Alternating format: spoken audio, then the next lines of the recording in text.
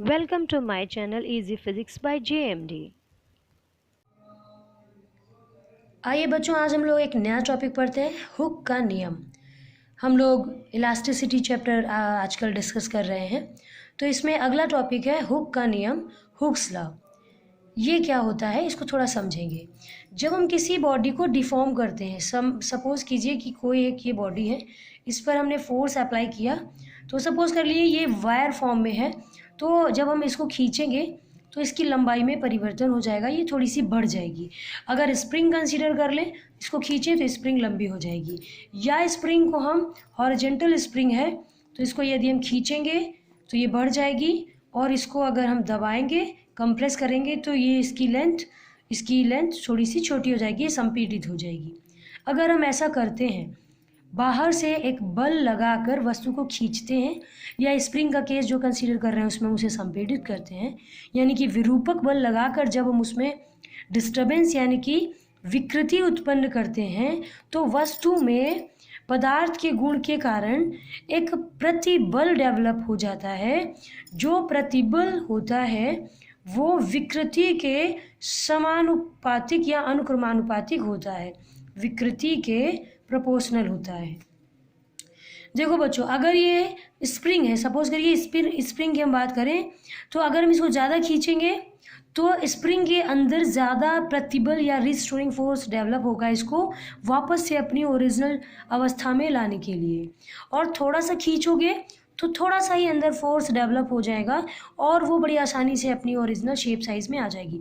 But अगर हम बहुत ज़्यादा खींच देंगे तो स्प्रिंग तार में कन्वर्ट हो जाएगी, मतलब फिर ये लॉ फॉलो नहीं करेगा। तो इस लॉ की कंडीशन क्या है? ये छोटी विकृतियों के लिए, किसके लिए? छोटी विकृतियों के लिए। या फिर यहाँ पर हम बोलें कि लिमिट ऑफ इलास्टिसिटी के अंदर, लिमिट ऑफ इलास्टिसिटी के अंदर हम बात करें कि बहुत इतना ज़्यादा भी बल ना लगा दिया जाए कि बॉडी पूरी डिफॉर्म हो जाए, इतना बल लगाएं कि वो वापस से इलास्टिसिटी का गुण होल्ड करते हुए अपनी ओरिजिनल शेप साइज को प्राप्त कर ले। तो यहाँ पर हमने बताया for the small strains, stress, ये जो प्रतिबल है इसको इंग्लिश में स्ट्रेस बोलते हैं। Stress is directly proportional to the strain. जितना विकृति उत्पन्न होगी उसी के हिसाब से, उसी के अनुपात में प्रतिबल वस्तु में पदार्थ के गुण के कारण डेवलप हो जाएगा, जो वस्तु को फिर से अपनी पुरानी अवस्था में लाने का प्रयत्न करेगा। तो बच्चों, हम लोगों के चैनल का तो मेन मोटिव आपको पता है, समझाने के साथ साथ आपको फेयर नोट्स देने हैं जिससे आप आसानी से पढ़ सकें।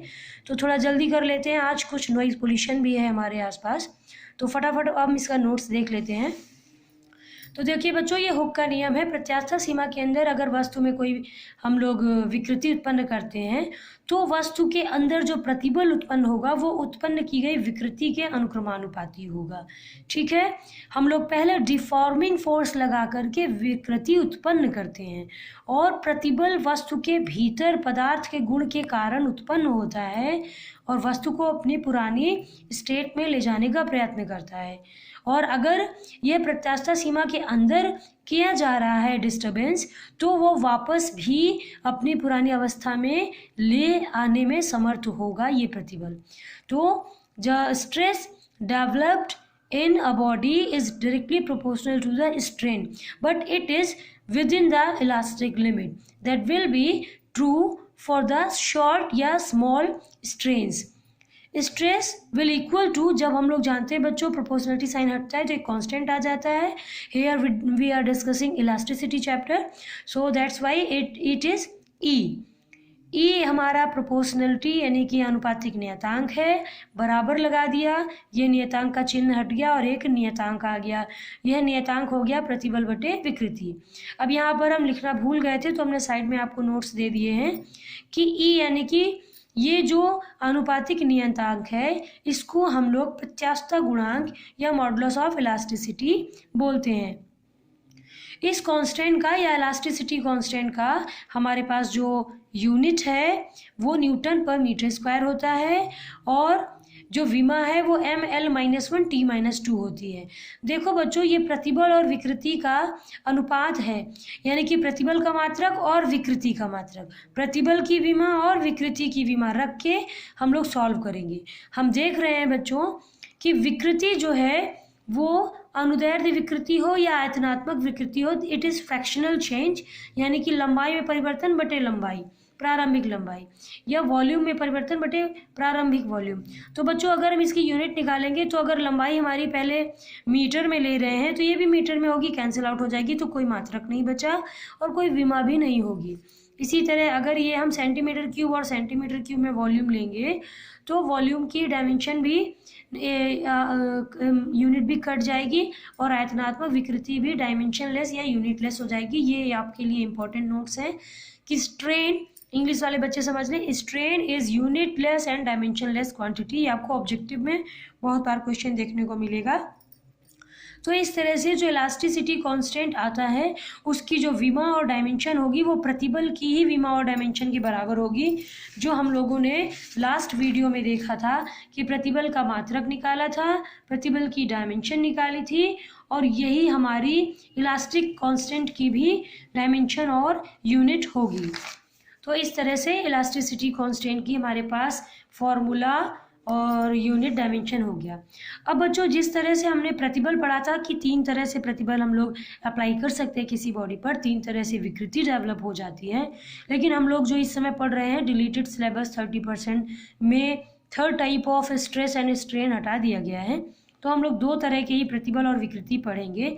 सो according to the deforming force applied या रिस्टोरिंग फोर्स, यहाँ पर 2 तरह की प्रतिबल और विकृति हम लोग देख रहे हैं, जिसके कारण 2 तरह के इलास्टिक कांस्टेंट बनेंगे।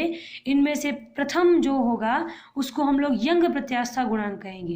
देखो बच्चों हमने यहाँ पर तीनों आपको बता दिया है, यंग प्रत्यास्था गुणांक, बल्क मॉडुलस ऑफ इलास्टिसिटी और अपरूपण दृढ़ता गुणांक यानी कि मॉडुलस ऑफ रिजिडिटी। बट ये वाला टॉपिक जो है ये 30% में नहीं पढ़ना है, तो हम 2 ही टॉपिक पढ़ेंगे। इसमें से आज हम अब ये पहला टॉपिक पढ़ेंगे, यंग प्रत्यास्थता गुणांक। चलिए देखते हैं प्रत्यास्थता गुणांक, type of the modulus constant हम देखने जा रहे हैं। उसके पहले एक चीज़ और देख लो, प्रतिबल और विकृति आपस में ये इसके प्रोपोर्शनल हो रहा है, तो आप ये समझ जाइए कि मैग्नीट्यूड ऑफ स्ट्रेस या स्ट्रेन क्या होने वाला है, इससे इलास्टिक कांस्टेंट पर कोई प्रभाव नहीं पड़ता है। It is independent of the magnitude of प्रतिबल और विकृति, यानी कि स्ट्रेन और स्ट्रेस के मैग्नीट्यूड से फर्क नहीं पड़ता, उनके अनुपात जो आता है वही हमारा इलास्टिक कांस्टेंट होता है। चलिए अब देखते हैं यंग प्रत्यास्थता गुणांक। तो यंग प्रत्यास्थता गुणांक बच्चों क्या होता है, जब हम लोग अनुदैर्ध्य प्रतिबल और अनुदैर्ध्य विकृति की बात करेंगे, वहाँ पर जो प्रत्यास्थता गुणांक हमको मिलेगा उसको हम लोग यंग प्रत्यास्थता गुणांक कहेंगे, उसे Y से प्रदर्शित करते हैं। इंग्लिश वाले बच्चे बोलते हैं क्लास में कि मैम इंग्लिश में भी बोल दिया करिए, मैं लिखने में आसानी होगी, तो आप लोग ये जान जाइए, with in the limit of elasticity the ratio of longitudinal stress and longitudinal strain is called young modulus of elasticity. It is represented by Y। अब इसको हम देखेंगे, फॉर्मूला इसका निकालेंगे कि मैथमेटिकली हम इसको किस तरह से रिप्रेजेंट करते हैं। तो इसके लिए देखिए, हिंदी वाले बच्चों के लिए तो लिखा ही हुआ है, वो पढ़ के भी समझ जाएंगे, इंग्लिश वाले बच्चों के लिए मैं बता दे रही हूँ। वी आर कंसिडरिंग हेयर, अब आप लोग जैसे लिखते हैं मैं उसी लैंग्वेज में बता दूं, क्योंकि कुछ बच्चे इसी तरह लिखते हैं जैसे मैं बोल रही हूँ सुन के। तो यहाँ पर हम कंसीडर करेंगे, let us consider a wire of length L and it is upper surface is fixed and lower surface is attached with a mass M, and this weight mg will stretch this wire and the increment of the length is delta L। Hindi वाले बच्चों के पास लिखा है, मैं जल्दी से बोल देती हूँ। एक तार मान लिया जिसकी लंबाई L है, इसका ऊपरी सिरा हमने बांध दिया है, नीचे सिरे पर एक M ग्राम का हमने ग्राम किलोग्राम यानी कि M हमने द्रव्यमान बांध दिया है, जिसके भार के कारण ये खिंच रहा है, और इसमें जो खिंचाव या लंबाई में वृद्धि है वो डेल्टा L उत्पन्न हो गई है। तो बच्चों यहाँ पर जब अनुदैर्ध्य प्रतिबल निकालोगे तो वो होता है प्रति एकांक क्षेत्रफल पर लगाया गया बल। तो यहाँ पर डेवलप हुआ बल, और जो अल्टीमेटली इक्वल होता है डिफॉर्मिंग फोर्स जो हम लोग बाहर से अप्लाई कर रहे हैं। तो बल बटे अनुप्रस्थ काट का क्षेत्रफल हमारा ये अनुदैर्ध्य प्रतिबल हो जाएगा। जो बल है वो वेट है इस बॉडी का जो हमने लटकाया है इससे, तो हमारा बल हो गया m×g, भार के बराबर इस वस्तु के जो लटकाई गई है तार से, और क्षेत्रफल हमारा a है। बच्चों जब हम तार की बात करते हैं, या जैसे ये पेन है, अगर इस पेन को काट दिया जाए, या आप लोग खीरा खाते हैं सिलेंड्रिकल होता है, बट अगर आप उसकी सलाद काटते हो तो गोल गोल पीसेस आती हैं। इसी तरह इस पेन को भी अगर कट करोगे तो सर्कल निकलेगा। तो उसी तरह जो तार होता है, अगर आप उसका किनारा देखोगे तो वो गोल होता है। तो इसका जो क्रॉस सेक्शनल एरिया होता है वो a जो होगा उसका फॉर्मूला होगा πr², जो आगे हम लोग यूज करने वाले हैं। अब यहाँ पर देखिए विकृति भी हम लोग देख लें। अनुदैर्ध्य विकृति क्या होती है, हमने कई बार पढ़ लिया है, लंबाई में परिवर्तन बटे प्रारंभिक लंबाई। तो बस लंबाई में परिवर्तन बटे प्रारंभिक लंबाई। अब यंग प्रत्यास्थ गुणांक है अनुदैर्ध्य प्रतिबल बटे अनुदैर्ध्य विकृति। और जब हम दूसरा प्रत्यास्थ गुणांक पढ़ेंगे तो बस यहाँ पर type of the stress and strain change होगा, बट रेशियो में ये न्यूमरेटर ये डिनोमिनेटर, प्रतिबल बटे विकृति यानी कि स्ट्रेस अपॉन स्ट्रेन कर देंगे, और यंग प्रत्यास्थ गुणांक को हम y से डिनोट करेंगे। ये प्रतिबल हमारा है, ये प्रतिबल है बल बटे अनुप्रस्थ काट का क्षेत्रफल, मतलब mg/a, यानी कि हो गया mg/a। विकृति है हमारे पास ΔL/L, ΔL/L mg। अब देखो बच्चों ये कैसे सॉल्व हुआ, मैं साइड में बता दूं।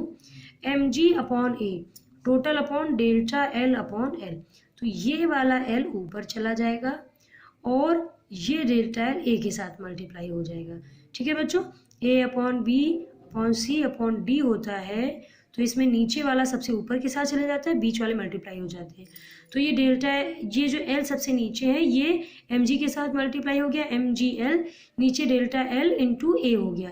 a हमने आपको समझाया कि किनारा किसी तार का, पेन का, या हम लोग जैसे खीरा काटते हैं तो उसमें गोल निकलता है, तो इसका जो एरिया लेंगे ये गोले का यानी कि वृत्त का हम लोग लेंगे। गोला नहीं बोलेंगे, वृत्त बोलेंगे। गोला इंग्लिश में स्फेयर होता है, जैसे बॉल होती है अपनी। तो यहाँ पर हम देखेंगे ये हमारा वृत्त होगा, वृत्ताकार होगा, तो ये πr² हो गया। इस तरह से हमारे पास यंग मॉडुलस का ये फॉर्मूला बन गया mgl/πr² इंटू ΔL। तो देखेंगे यंग प्रत्यास्थ गुणांक का मात्रक और विमा।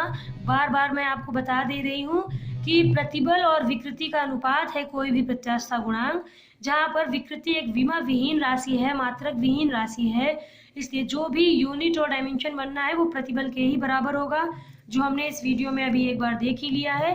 तो टोटल जो हमारे पास डायमेंशन या यूनिट आने वाली है दैट विल बी न्यूटन पर मीटर स्क्वायर। किसी भी टाइप का हम लोग मॉडुलस ऑफ इलास्टिसिटी देखेंगे, उसमें जो यूनिट है वो न्यूटन पर मीटर स्क्वायर, या विमीय सूत्र ml-1 t-2 है। आप पहला चैप्टर जो पढ़ते हैं विमा वाला, उसमें भी एनसीईआरटी की बुक में पीछे दिया है, और बाकी जो भी रेफरेंस बुक होती है उसमें विमा वाले चैप्टर में आप देखेंगे। 3 तरह के प्रत्यास्थ गुणांक है, सबका यही डायमेंशन है, सबका यही विमा है। अब हम लोग मिलते हैं दूसरे वीडियो में, नेक्स्ट वीडियो में मिलते हैं नेक्स्ट टॉपिक के साथ। इस वीडियो को पूरा देखने के लिए धन्यवाद।